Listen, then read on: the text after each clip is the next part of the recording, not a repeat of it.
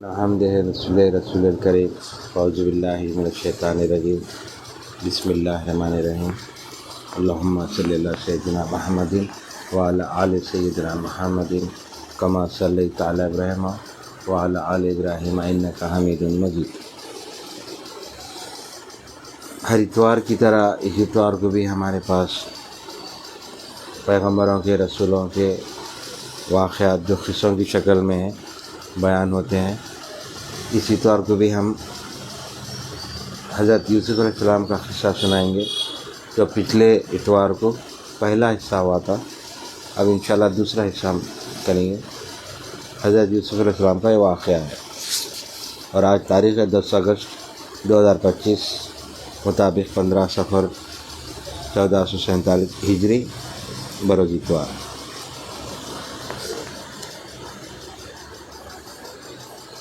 ترجمہ کہا یعقوب نے کوئی نہیں بنا دی تم کو تمہارے جیون نے ایک بات اب صبر جمیل بنائے اور اللہ ہی سے مدد مانگتا ہوں اس بات پر جو بتاتے ہو تم، یعنی کرتے پر لہو ان کا جھوٹ ہے۔ تب یعقوب ایک بیت الحزان تیار کر کے عبادت میں جا بیٹھے، یعنی ان کے جو بیٹے تھے پچھلے ہم واقعے میں سنائے تھے، ایک بھیڑیے کو مار کے یوسف علیہ السلام کے بھائیاں ان کا خون لگا کے بھیڑیے کا کپڑوں کو لگا کے لے کے آئے تھے، تو آپ پہچان لیے تھے کہ یہ بھیڑیا، کیونکہ کپڑے پھٹے ہوئے نہیں تھے، ثابت تھے، اور خون بھی جیسے بھیڑیے کا تھا۔ بھیڑیا خود آ کے زبان سے بولا کہ یہ لوگ ایسا کرے گا۔ تو یہاں پہ کیا فرما رہے ہیں آپ؟ بیت الحزن یعنی غم جیسا عبادت کرتے ہوئے بیٹھے، غم کی حالت میں بیٹھے، بیت الحزن تیار کر کے عبادت میں جا بیٹھے، اور شب و روز روتے روتے آنکھیں ان کی جاتی رہی، نابینا ہوئے، یعنی بیٹے کے غم میں، جدائی میں اتنا روئے یعقوب علیہ السلام کہ آنکھوں کی بینائی چلی گئی۔ ایک روز حضرت جبریل علیہ السلام تشریف لائے۔ یعقوب نے ان سے پوچھا، اے اخی جبریل یوسف کہاں ملے گا؟ یعنی جبریل علیہ السلام سے پوچھ رہے ہیں یعقوب، یعنی میرا بیٹا کہاں ملے گا، کدھر جاؤں؟ میرے یوسف کو اللہ رکھے تو بہتر ہے۔ اتنے میں جناب باری سے الہام ہوا، اے یعقوب تیرے بیٹے اس پر حافظ ہیں کہ تو نے ان کو سونپا تھا، ان سے پوچھ کہاں۔ کہا کہ الہی میں نے خطا کی تو رحم کر۔ حضرت نے جبریل سے کہا کہ ملک الموت جانتے ہوں گے، وہ ہر شخص کی جان قبض کرتے ہیں۔ تب جبریل نے جا کر ان سے پوچھا، یعنی جو موت قبض کرتے جبریل علیہ السلام، ان سے جا کے پوچھے۔ اب آگے ان سے پوچھا کہ یوسف سلامت ہے یا نہیں؟ تب انہوں نے فرمایا سلامت ہے۔ اس بات کو سن کر حضرت کو تسلی اور بھروسہ ہوا، مگر درد سے فراق کی آہ وہ جاری کرتے تھے۔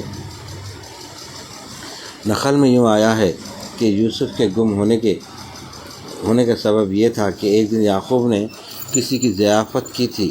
ایک فقیر بھوکا محتاج ان کے در پر موجود ہوا۔ سوال کھانے کا کیا، یعنی کھانا کھانا چاروں بولا۔ حضرت نے فرمایا شاہ جی بیٹھو، کھانا حاضر ہے۔ اتنا بول کر حضرت کسی کام میں مشغول ہوئے، کھلا نہ سکے۔ فقیر محروم بھوکا یہ دعا کر کے چلا گیا، الہی اس کی آرزو کو اس سے دور رکھو۔ یہ دعا خدا نے قبول کی۔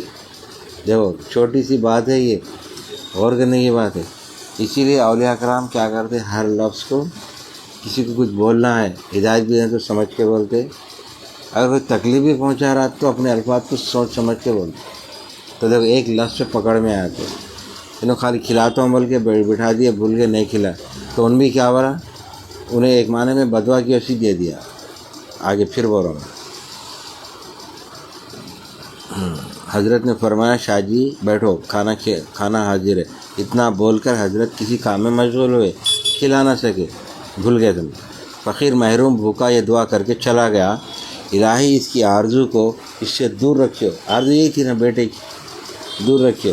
یہ دعا خدا نے قبول کی، یعنی اللہ دیکھو فقیر کی دعا قبول کی، جبکہ وہ پیغمبر ہے، وقت کے پیغمبر ہے، قبول کی۔ پس اگر فقیر کو کھانا کھلاتے تو قوت اس کی 40 دن تک رہتی اور وہ عبادت کرتے، اب بعوض 40 دن کے 40 برس تک یوسف کے غم میں تو روتا رہے گا۔ یہ الہام ہوا۔ تب یعقوب نے خدا کی درگاہ میں التجا کی، یا الہی تو رحیم و کریم عالم الغیب ہے، جو خطا مجھ سے ہوئی تو فراموشی سے ہوئی، حسدن نہیں، یعنی غلطی سے اتفاق سے ہوئی، حسدن میں ایسا نہیں کرنا چاہ رہا تھا، تو حسدن بھی کرے تو اور بڑھ جاتی تھی، یہ بھول کے کرے تو یہ حال ہو۔ فوراً جبریل نے آ کر فرمایا، اے یعقوب، تم پر جو رنج گزرتا ہے یہ سبب اس سے فراموشی کے ہے، حسدن ہوا ہوتا تو دونا رنج تم پر، یعنی دونا ڈبل ہو جاتا تھا، دونا رنج تم پر گزرتا۔ اس بات کو سوچنا چاہیے تاکہ بندوں کو علم ہو کہ خدا جو چاہتا ہے سکھ کرتا ہے، اس میں کسی کا دخل نہیں۔ مروی ہے کہ جب یوسف کے بھائیوں نے ان کے بدن سے کپڑے اتار کر ننگا کر کے کنویں میں ڈالا، اس وقت امر الہی سے جبریل نے پیراہن حریر کا بہشت لا کر انہیں پہنا دیا۔ جیسے اتار کے ڈالے تھے، جیسے اب بولی میں اندر گر رہے تھے، گرنے سے پہلے فرشتے جنت کا لباس لا کے پہنا بھی دیے، اور ایک پتھر بھی آ گیا آپ کو بیٹھنے کے لیے، یعنی چوٹ بھی نہیں لگی، ذری بھی، آرام سے پیراہن حریر کا بہشت میں لا کر دے دیا اور پہنا دیا۔ وہ پیراہن خلیل اللہ کا تھا کہ جس کی برکت سے آتش نمرود ان پر گزاری۔ دیکھو کس کا تھا؟ خلیل اللہ، ابراہیم خلیل اللہ کا تھا، وہ جو پہنے سو کپڑا، جس کی برکت سے آتش نمرود، یعنی جب ابراہیم علیہ السلام کو آگ میں ڈالے تھے تو آگ ٹھنڈی ہو گئی تھی تو جلا نہ سکی، تو کپڑا بھی کیسا جلتا؟ تو آتش نمرود ان پر گلزار ہوئی تھی اور نجات پائی تھی۔ وہ پیراہن حضرت یعقوب نے باپ کی میراث سے بچ پایا تھا، اور ایک تعویذ بہشت کا یعقوب نے حضرت یوسف کے گلے میں باندھ کر بھائیوں کے ہمراہ کر دیا تھا۔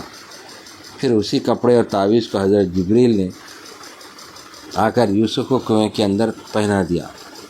مورخین نے لکھا ہے، یعنی وہ بھی بھایا نکال لیے تھے تو پھر وہ پہنا، جو والد صاحب لکھ کے دیے تھے، پھر پہنایا گیا انہیں، کنویں کے اندر پہنا دیا۔ مورخین نے لکھا ہے کہ حضرت یوسف کا سن اس وقت میں 18 برس کا تھا، اور بعضوں نے لکھا ہے کہ 17 برس کا، اور کسی نے کہا ہے کہ 12 برس کا تھا۔ قول ثانی صحیح ہے۔ اس کنویں کے اندر یوسف 3 رات دن رہے، یعنی 3 رات اور 3 دن گزرے۔ اتفاقاً مرضی الہی سے ایک قافلہ سوداگروں کا مدین سے اسباب تجارت کا لے کر مصر کو جاتا تھا۔ ماندگی کے سبب سے وہ راہ بھول کر اس کنویں کے پاس آ پہنچا۔ آب و ہوا وہاں کی خوش پا کر وہاں کی منزل کی، یعنی اس مقام پہ پڑاؤ ڈالے سے انہوں نے کنویں کے قریب میں، وہاں کے خوش پا کر وہاں کی منزل کی، لیکن وہ کنواں سانپ بچھو سے پر اور آبادی سے دور، اور پانی بھی اس کا تلخ اور شور تھا، مگر یوسف کے گرنے سے شیریں ہو گیا تھا۔ ان سوداگروں کے سردار کا نام مالک ابن زار تھا۔ بشرا نام کا ایک غلام نے پانی کے لیے کنویں میں ڈول ڈالا۔ جبریل نے خدا کے حکم سے آ کے کہا کہ اے یوسف، اس ڈول پر جا بیٹھ۔ جب اس نے ڈول کھینچ کر اٹھایا، دیکھا کہ ایک لڑکا ماہر و صاحب جمال، کبھی ایسا نہ دیکھا تھا دنیا میں، اور نہ اس کا ثانی، یعنی یوسف علیہ السلام اتنے خوبصورت ہے بچپنے میں، جبکہ ان کی عمر لگ بھگ 11-12 سال کی ہوئی، تو اتنی حسین و جمیل کو دیکھ کر حیران ہو گیا۔ حدیث شریف میں آیا ہے، حق تعالیٰ نے جملہ حسن کے 2 حصے کر کے ایک حصہ یوسف کو بخشا اور دوسرا حصہ سارے جہان کو دیا۔ یعنی یوسف علیہ السلام کا جو حسن و جمال تھا ویسا دوسرے پیغمبروں میں عطا نہیں ہوا تھا، اور وہ جو باقی کا آدھا حصہ تھا دنیا میں جو اپن حسین و جمیل دیکھ رہے ہیں، چہرے ایک سے خوبصورت، وہ آدھا حصہ ادھر ملا۔ اس میں اور ایک بات میں بتا دینا چاہ رہا ہوں، حضور پاک صلی اللہ علیہ وسلم کا بھی جو حسن و جمال تھا بہت زیادہ تھا، تو بڑے بڑے مورخین لکھے یوسف علیہ السلام کا جو حسن و جمال تھا ایک مدت کے لیے تھا، حضور پاک صلی اللہ علیہ وسلم کا ازل سے ابد تک تھا حسن و جمال۔ اگر اللہ تعالیٰ نے اگر حضور پاک صلی اللہ علیہ وسلم کا جو حسن ہے، جو نور ہے، جو خوبصورتی ہے، اگر سراپا زمین پہ اتارتا تو لوگ دیکھ کے بے ہوش ہو جاتے تھے، بے ہوش ہو کے بات نہیں کر سکتے تھے، اتنا حسین اور جمیل چہرہ۔ تو اللہ کیا کرا، اپنے حبیب پاک صلی اللہ علیہ وسلم کو 70 پردوں میں چھپا کر بھیجا تھا، 70 پردوں کے اندر، یعنی پردے، ایسے پردے چہرے پہ کہ خالی ایک پردہ اٹھایا گیا تھا تو یہ حال تھا کہ صحابہ چہرے کو تکتے رہ جاتے تھے، حضور پاک صلی اللہ علیہ وسلم کے چہرے کو تکتے رہتے تھے، اتنا حسین و جمیل تھا۔ اگر 2-3 پردے اور اٹھائے تو بات بھی نہیں کر سکتے تھے، لوگ جو دیکھتے تھے بے ہوش ہو جائے۔ تو یہ اللہ کی ایک مرضی تھی، کیونکہ حضور پاک صلی اللہ علیہ وسلم نور بھی ہے، بشر بھی ہے۔ اگر سراپا نور ہے تو ہمارے کو ہدایتیں نہیں ملتے تھے، قرآن ہے، حدیث ہے، ہم نہیں سمجھ سکتے تھے، تو سرکار بولے بھی تو ہم سمجھ نہیں سکتے، تو بشر کی شباہت میں بولے تو ہم سمجھ سک رہے ہیں، سن سک رہے ہیں۔ تو اس میں اللہ کے راز رہتے۔ اولیاء کرام کو بھی اللہ تعالیٰ کیا کرتا، اندر سے تو پر نور رہتے، چہرے سے عام لوگوں کی طرح رہتے، تاکہ اللہ کیا ہو رہا، میرے اس محبوب بندے پر کوئی دوسرے عاشق نہیں ہونا۔ اللہ اور بندے کے بیچ میں جو راز ہے یہ ہے چھپا ہوا، اللہ چھپا کے رکھتا، مخلوق میں ہی رکھتا مگر چھپا کے رکھتا اولیاء کرام کو۔ تو ایک خوبصورتی کے بارے میں ایک تھوڑی سی بات ہم بیان کریں، ہم پھر آگے بیان کریں گے۔ ڈول میں جب کھینچے تو یوسف علیہ السلام ڈول میں بیٹھ کے اوپر آئے، کبھی ایسا نہ دیکھا تھا دنیا میں اور نہ اس کا ثانی۔ حدیث میں آیا ہے،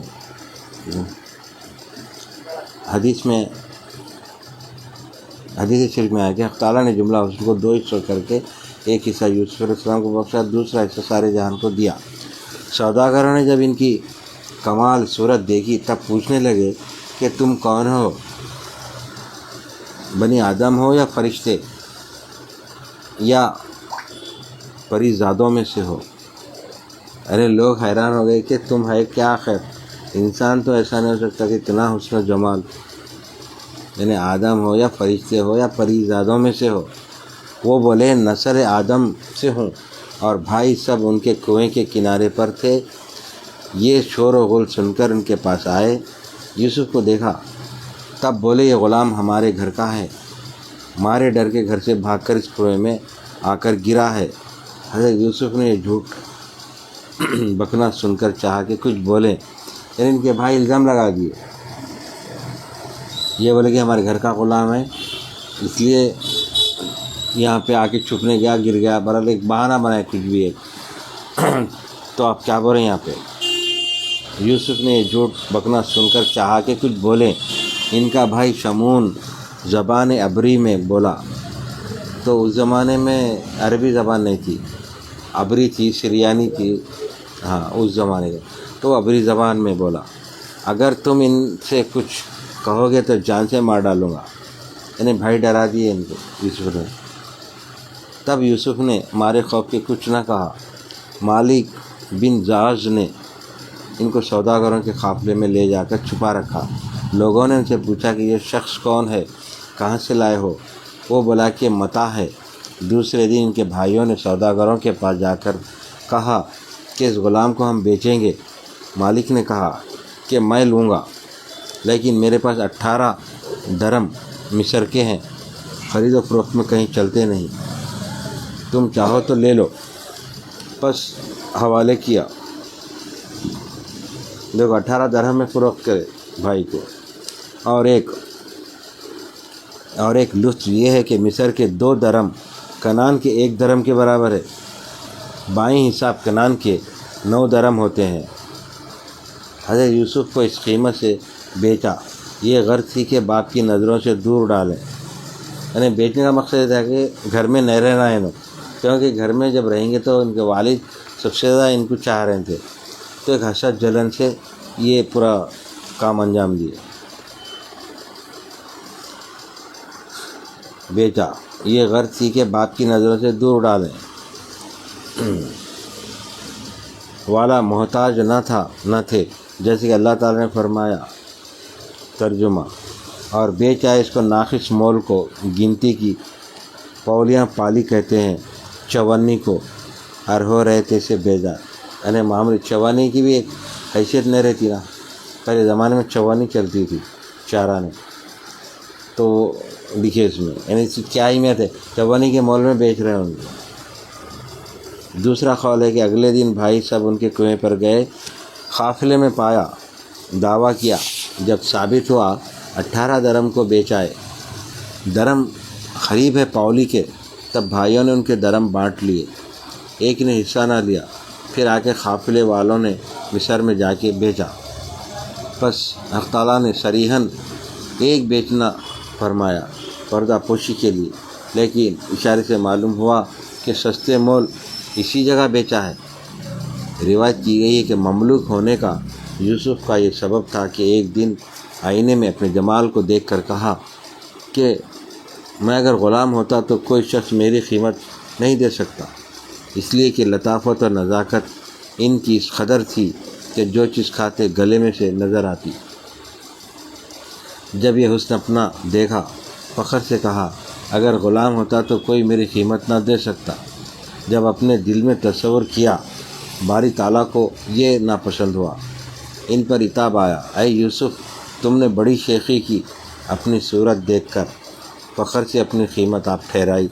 یعنی خود اپنے آپ کو بھی انہوں یہ سوچنا بھی، دیکھو میں اس سے پہلے بھی تعلیمات میں بول رہا کیا بولتا تھا، یہی بات کہ چھوٹی سی ایک لغزش کے ایک الفاظ بھی ادا ہو گئے یا سوچ بھی لیے تو اللہ ناراض ہو جاتا۔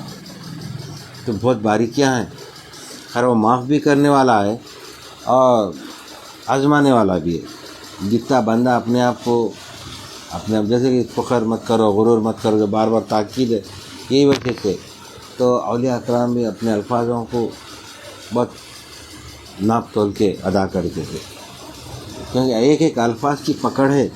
اب دنیا دار آدمی کے سامنے کوئی پکڑ نہیں ہے، انہیں جو موقع بولتے رہتا، وہ بعد میں پکڑ میں آئیں گا، انہیں اللہ کی پکڑ میں بعد میں آئیں گا۔ فی الحال تو انہیں کامیاب ہو جاتا، جھوٹ بول کے، دھوکے دے کے، اپنے الفاظوں کو 4 اور اضافہ کر کے کامیاب ہو جاتا، مگر آگے چل کے پھر اس کو پکڑ اللہ کرنے والا ہے۔ تو ہمارے کو چاہیے کہ اپن جو بولتے سوچ سمجھ کے بولنا چاہیے اور قرآن حدیث کی روشنی میں بولنا چاہیے۔ تو یوسف علیہ السلام سے بھی چھوٹی سی لغزش ہو گئی کہ میں غلام میں بکھ رہا ہوں، اگر میں تو اتنا خوبصورت ہوں، میرے تو اور زیادہ ہونا چاہیے تھا۔ یہ تصور کیا، باری تعالیٰ کو یہ ناپسند ہوا، ان پر عتاب آیا، اے یوسف تم نے بڑی شیخی کی، اپنی صورت دیکھ کر فخر سے اپنی قیمت آپ ٹھہرائی، اپنے مصور کی طرف نظر نہ کی، یعنی میں تم کو بنایا تم میرے شکر گزار نہیں بنے، تجھے اب غلام کیسا بناؤں گا، ادنا قیمت پر، تاکہ لوگ دیکھیں کہ ایسی صورت اتنی قیمت پر۔ اور دوسرا سبب یہ ہے کہ سلطنت مصر کی ان کی تقدیر میں تھی، اور جب تک خدمت کسی کی کوئی نہ کرے تب تک خادموں کی قدر وہ نہ جانے، اور خود مخدوم بھی نہ کہلا سکتا ہے۔ الغرض مالک ابن زعز نے یوسف علیہ السلام کو بشرط خدمت اپنے مول لیا تھا، اور ایک قبالہ اس مضمون کے ان کے بھائیوں نے سے لکھوایا تھا، وہ یہ ہے کہ مالک ابن زعز نے یعقوب ابن اسحاق بن ابراہیم کے بیٹوں سے ایک غلام عبرانی 18 درم سے خرید کیا ہے، بگواہی گواہان معتبرین کے مالک کے ہاتھ اسے سپرد کیا۔ بعد مالک نے حضرت کے پاؤں میں بیڑی ڈال کے اونٹ پر سوار کیا اور ایک موٹا پشمینہ اڑا کر چلا۔ کتنی دور کے بعد جب راہ میں ان کی ماں کی خبر ملی، اونٹ پر سے اتر کر ماں کی خبر کی زیارت کی، خبر کو بغل میں کر کے رونے لگے، یا امی بھائیوں نے مجھ پر حسد سے بہت ظلم کیا، یعنی اپنے والدہ کی مزار پہ جا کے زار و خطر آپ رونے لگے اور بیان کرنے لگے، میرے بھائیاں دیکھو ایسا جو آج کے دور میں بھی بھائیاں کرتے اور قیامت تک ایسا ہوتے رہیں گا۔ حسد جلن کا جو ہے انسان کے اندر ہے، وہ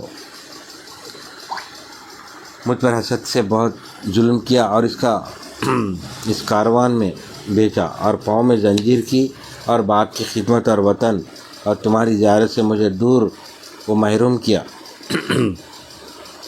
اتنے عرصے میں قافلہ سوداگروں کا تھوڑی دور وہاں سے نکل گیا تھا۔ ایک شخص ان میں سے پیچھے دوڑا گیا تھا۔ وہ آ کے بولا، اے غلام، تو اب تک یہاں ہے، تو بھگوڑا ہے۔ یہ کہہ کر حضرت کو ایک ایسا تماچا مارا کہ اس وقت حضرت کی آنکھوں تلے جہاں اندھیرا ہو گیا۔ یعنی یوسف علیہ السلام پہ ظلم شروع ہو گیا، یعنی بیچنے کے بعد ساتھ کیوں نہیں گئے بلکہ آ کے انہیں مارا ان کا آدمی۔ تو حضرت کی آنکھوں کے تلے جب اندھیرا ہو گیا تب حضرت اس وقت آسمان کی طرف کر کے رو کر کہنے لگے، خدایا ان ظالموں کے شر سے مجھے بچا، اور میں برداشت نہیں کر سکتا جو مجھ پر گزرتی ہے، سو تجھ کو خوب معلوم ہے۔ یہ کہتے ہوئے قافلے میں داخل ہوئے۔ اسی وقت یہ خبر محیط ماں ہوا، زور شور سے آن پڑا، صاعقہ و رد، بجلی کڑکنے لگی، یعنی بادل گرجنے لگے، بجلی کڑکنے لگی، اور سارے کاروان قریب ہلاک ہوئے۔ تب یعنی اتنی زور سے آندھی وغیرہ پانی پڑا، کاروان سب ہلاک ہوئے۔ تب آپس میں سب کہنے لگے، دیکھو تو کس کے گناہ کیا پس مبلغ خطیر لے کر ایک ہفتہ خانہ منخش طلاق کار خوشنما دلچسپ بنوایا، ایسا کہ در و دیوار، چھت، پردے، فروش تک ساتھ طلاق کاری کی صورت یوسف و زلیخا کی ایک جا باہم تصویر کھینچی، ایسا کہ کوئی جگہ ان دونوں کی تصویر سے خالی نہ تھی، اور زربفت مشجر کپڑے سے تمام گھر آراستہ کیا، اور تخت و زرین بھاری مکلل جواہر کا اس مکان میں رکھ دیا، اور فرش گونا گوں بچھوائے، انگیٹھیاں عود سوز سونے چاندی کے مرثے جس میں عود اور عنبر جلتا تھا۔ یہ جو محل میں جا رہے تھے ان کا وہاں کا حال ہے، جو محل میں ان کو غلامی کے لیے لے کے گئے وہاں کا ہر جگہ رکھوا دیا۔ الغرض اسباب بادشاہی خانہ ہفتم میں سب موجود تھا۔ آخر زلیخا با ارادہ مباشرت حضرت یوسف کو اس کے اندر لے گئی اور ان کے معصیت پر کمر باندھی۔ تمام دروازوں کو گھر کے مباشرت حضرت یوسف کو اس کے اندر لے گئی اور ان کی معصیت پر کمر باندھی۔ تمام دروازوں کو گھر کے قفل سے بند مضبوط کر دیے اور ان کو ساتھ لے کر بیٹھی۔ حضرت یوسف نے نظر کر کے دیکھا کہ ہفت خانم کی دیوار، وہ در، چھت، پردے، فرش و فروش، تمام تصویریں دونوں کی بہم کھینچی ہیں، اور تمام مکان خوشبو سے معطر ہو رہا ہے۔ جس طرف نظر کرتے تو دیکھتے کہ صورت اپنی اور زلیخا کی کھینچی ہے۔ تب معلوم کیا کہ میرے لیے کچھ فریب کیا ہے۔ اپنے دل میں کہا کہ اگر مجھ کو ٹکڑے ٹکڑے کریں تو بھی اس کے قبضے میں نہ آؤں گا، اپنی پاکی پر رہوں گا۔ کہتے ہیں اس وقت حضرت یوسف نے خدا کو یاد نہ کیا، اس لیے خدا تعالیٰ نے ان کے دل میں زلیخا کے واسطے کچھ وسوسے ڈالا۔ پھر اللہ تعالیٰ نے اپنے فضل و کرم سے ان کو معصیت سے باز رکھا۔ تب زلیخا دست انداز ان پر ہونے نہ پائی، جیسے کہ اللہ تعالیٰ نے فرمایا ہے۔ ترجمہ: اور پھسلایا اس کو عورت نے، اور وہ اس کے گھر میں تھا، اپنے جی تھامنے سے، اور بند کیے دروازے، اور بولی شتا بکر۔ یوسف نے کہا، خدا کی پناہ و عزیز مالک ہے، میرا البتہ بھلا نہیں پاتے جو لوگ بے انصاف ہیں۔ اور البتہ عورت نے خواہش کی، اور اس نے خواہش کی جب یوسف خانہ ہفتم میں گئے، زلیخا کی طرف نظر نہ کی، آسمان کی طرف کی، دیکھا کہ چھت پر اپنی صورت ساتھ زلیخا کی مصور ہے۔ پھر داہنے بائیں نظر کی، پھر وہی تصویر دونوں کی باہم جفت دیکھی۔ الغرض تمام گھروں میں فقط تصویریں نظر آئیں۔ تب ناچار ہو کر زلیخا کی طرف نظر کی، بغور دیکھا زلیخا کو، یقین ہوا کہ افسوں گری نے میری یہ کام کیا ہے۔ تب بولی، اے یوسف، مجھ پر ایک نظر کر کے میں مستغنی ہو جاؤں اور غم و انداز سے خلاصی پاؤں۔ حضرت بولے کہ میں ڈرتا ہوں کہ خدا تعالیٰ قیامت کے دن مجھ کو زناکاروں میں شامل نہ کرے، حالانکہ میں پیغمبر زادہ ہوں۔ یہ فعل بد مجھ سے نہ ہو سکے گا، خدا نہ کرے جو ایسے فعل میں گرفتار ہو جاؤں اور خدا کو منہ تو دکھانا ہے قیامت میں۔ زلیخا بولی اے یوسف ذرا مجھ پر نظر کر، ذرا آ تجھے گودی میں لوں اور چھاتی سے لگاؤں۔ ماہر وہ کل زلف کو میرے ساتھ ملا، یعنی چہرے کو اپنے میرے چہرے سے ملا۔ حضرت نے کہا کہ مصور کی طرف دیکھ، یہ بال خاک میں ملیں گے۔ پھر بولی کیوں مجھ کو ستاتا ہے، آرام جان دے۔ جب آپ نے کہا مجھ کو دو بات کا غم ہے، ایک تو یہ کہ خدا کا ڈر اور دوسرا حق عزیز کا۔ اپن یہاں پہ اس کو روک دیں گے۔ یعنی یوسف علیہ السلام زلیخا کو یہ بول رہے ہیں کہ میں تو اس محل کا تمہارے پاس، تمہارے عزیز مصر کا میں وزیر ہوں۔ محل میں وزیر کی حیثیت سے یوسف علیہ السلام کو رکھے تھے، تو میں کیسا امانت میں خیانت کروں، اور پھر اس کے علاوہ میں پیغمبر ہوں، میں کیسا کر سکتا ہوں یہ حرکت، میرے سے تو ہو ہی نہیں سکیں گے سرزد۔ تو ان کی خوبصورتی دیکھ کے زلیخا بولے میں میرے ساتھ قریب ہو جا میرے، میں اتنا چاہتی ہوں، پسند کر۔ تو آپ بولے نہیں میں نہیں آ سکتا۔ تو ہم اس واقعے کو یہاں پہ روک دیے، انشاءاللہ آئندہ اتوار کو پھر جاری رکھیں گے۔ یوسف علیہ السلام کے واقعے کو ہم انشاءاللہ آگے اور جاری رکھیں گے اور پورا واقعہ انشاءاللہ ختم کرنے کی کوشش کریں گے۔ اللہ سے دعا ہے اے پاک پروردگار ہمارے خطاؤں کو، غلطیوں کو معاف فرما، گناہوں کو معاف فرما۔ ہم تمام کی جتنے یہاں حاضر ہیں مالک، مریدین، معتقدین اور دوست احباب دیگر جتنے لوگ یہاں حاضرین ہیں اس محفل میں، اور جو دور بیٹھے سن رہے ہیں مالک، ان کی بھی حاجتوں کو پورا کر میرے مالک، اور جو پریشانیوں میں مبتلا ہیں ان کی پریشانیوں کو دور فرما۔ جو بے روزگار ہے روزگار سے لگا، اور جو بیمار ہیں ان کو شفا کلی عطا فرما، اور جو دیگر کئی مسئلے مسائل میں گرے ہیں مالک، جو بندے تیرے دعا کرتے ہیں مالک رات دن، قبول اور مقبول فرما ان دعاؤں کو مالک۔ اور ہم گزارش کرتے ہیں مالک جتنے محفل میں حاضر ہیں ان تمام کی حاجتوں کو پورا کر، ہم تمام کی حاجتوں کو پورا کر، اور جو بچوں کی شادیوں کے لیے بولے مالک ان کے لیے بہترین جوڑے فراہم کر دے میرے مالک، آسانیاں پیدا فرما مالک، شادیوں میں آسانیاں پیدا فرما۔ جو کرائے گھروں میں مالک ان کے ذاتی گھروں سے آراستہ کر دے، اور جو دیگر پریشانیوں میں مبتلا ان کی پریشانیوں کو دور فرما دے۔ حضور پاک صلی اللہ علیہ وسلم کی سنتوں پر ہم تمام کو چلنے کی توفیق عطا فرما۔ اہل بیت اطہار سے ہمارے دلوں میں ہمیشہ کے لیے محبت کو قائم اور دائم رکھ۔ حضرت علی کرم اللہ تعالیٰ، سیدہ فاطمہ زہرا اماں جان اور حسنین کریمین کے صدقے طفیل میں ہم تمام کی دعاؤں کو قبول اور مقبول فرما۔ ہم کو تمام حاسدین سے اور دشمنوں کے شر سے اور ان کے مکر و فریب سے ہم تمام کو بچا کے رکھ، اپنے فضل میں رکھ، ہمارے کو آخری سانس تک ہمارے منہ سے کلمہ نصیب فرما، اور ہمیشہ ہمارے کو ایمان پر قائم اور دائم رکھ۔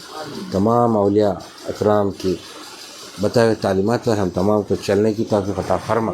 بفضل سبحانک رب العزت عما یصفون، والسلام علی الحمد للہ رب العالمین۔